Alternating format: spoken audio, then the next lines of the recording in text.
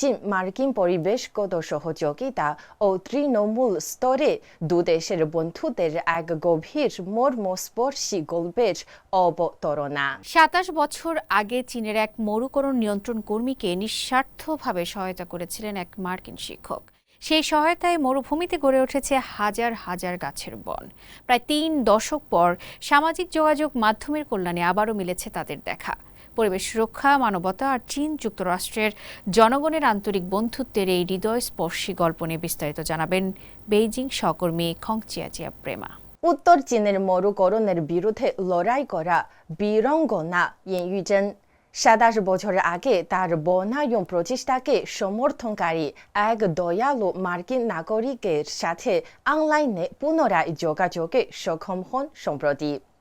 এর মাধ্যমে চীন মার্কিন পরিবেশগত সহযোগিতা ও তৃণমূল স্তরে দুদেশের বন্ধুদের এক গভীর মর্মস্পর্শী গল্পের অবতারণা। ১৯৯৯ সালে হেনান প্রদেশের লোয়াংয়ের একটি বিশ্ববিদ্যালয়ের মার্কিন শিক্ষক রোনাল্ড সাকলোস্কি একটি টেলিভিশন অনুষ্ঠানে মরুকরণের বিরুদ্ধে লড়াইরত ইন ইউজেন ও তার স্বামীর গল্প শোনেন। বছরে মাত্র $250 আয় করা সত্ত্বেও ইন ও তার স্বামী চীনের চতুর্থ বৃহত্তম বালুময় এলাকা মোসো মরুভূমিতে 14 বছর ধরে গাছ লাগানোর কাজ চালিয়ে যাচ্ছিলেন। তাদের এই অধ্যবসায়ে সাকলোস্কি গভীরভাবে অনুপ্রাণিত হন এবং তাদের জন্য একটি মার্কিন ফাউন্ডেশন থেকে $5,000 অনুদান সংগ্রহ করেন। সেটি ছিল ইউজেনের পাওয়া প্রথম বিদেশি অনুদান। ইউজেন স্মৃতিচিহ্ন হিসেবে একটি $1 নোট রেখে দেন এবং বাকি টাকা দিয়ে 50,000 চারা গাছ কেনেন। 2000 সালে যখন সাকলোস্কি সেখানে যান, তখন এই ভঙ্গুর চারা গাছগুলোর বেঁচে থাকার সম্ভাবনা কম বলেই মনে হচ্ছিল। কিন্তু ইন তাকে এই মর্মে প্রতিশ্রুতি দিয়েছিলেন যে যদি তিনি কয়েক বছর পর ফিরে আসেন তবে এখানে এক বন্য দেখতে পাবেন। 2026 সালের মে মাসে ইন $1 নোটটি সহ একটি ছোট ভিডিও রেকর্ড করেন ও ইন্টারনেটে আপলোড করেন। অল্প সময়ের মধ্যে ভিডিওটি বিশ্বজুড়ে অনলাইনে ভাইরাল হয়।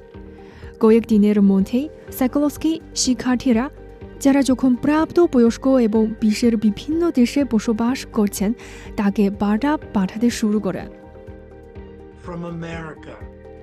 সপ্তাহ দুয়েক আগে আমি প্রচুর ইমেইল এবং টেক্সট মেসেজ পেতে শুরু করি।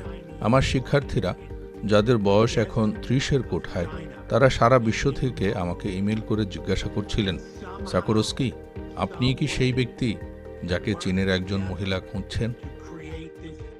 ছবি ও ভিডিওর মাধ্যমে সাকলোস্কি দেখেন সেই চারা গাছগুলো এখন কি হয়ে উঠেছে। একদা ঊষর মরুভূমি জুড়ে বিস্তৃত 50,000-এরও বেশি অ্যাসপেন গাছের এক ঘন জঙ্গল সৃষ্টি করেছে সেগুলো। ওগুলো সত্যি কলমের আকারের ছিল।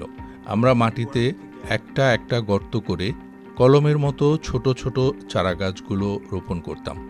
এভাবে আমরা 50,000 গাছের এই বনটি পেয়েছি, যার কথা এখন আমাকে বলা হচ্ছে।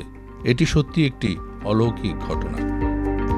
ইউজেনের জন্য সাকলোস্কিকে খুঁজে পাওয়ার অর্থ ছিল ঘাম আর বালিতে লেখা একটি প্রতিশ্রুতি রক্ষা করা।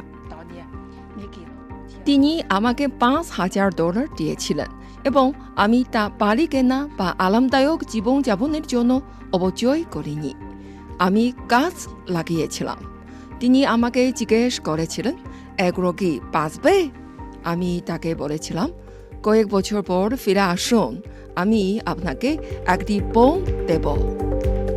সাকলোস্কি একে একটি জীবন্ত অলৌকিক ঘটনা বলে অভিহিত করেছেন এবং একদিন তিনি নিজে বনটি দেখতে চীনে আসতে যান। যদিও চীন ও যুক্তরাষ্ট্রের মধ্যে ভৌগোলিক দূরত্ব অনেক বেশি, আমাদের দুই দেশের জনগণের মধ্যে বন্ধুত্বপূর্ণ আদান প্রদানের ইতিহাসও অনেক দীর্ঘ। আমরা একই পৃথিবীতে বাস করি এবং একটি বড় পরিবারের মতো সম্প্রীতিময় সহাবস্থানই এই পৃথিবীর সকল দেশের কাম্য হওয়া উচিত। প্রেমা, CMG বেইজিং থেকে।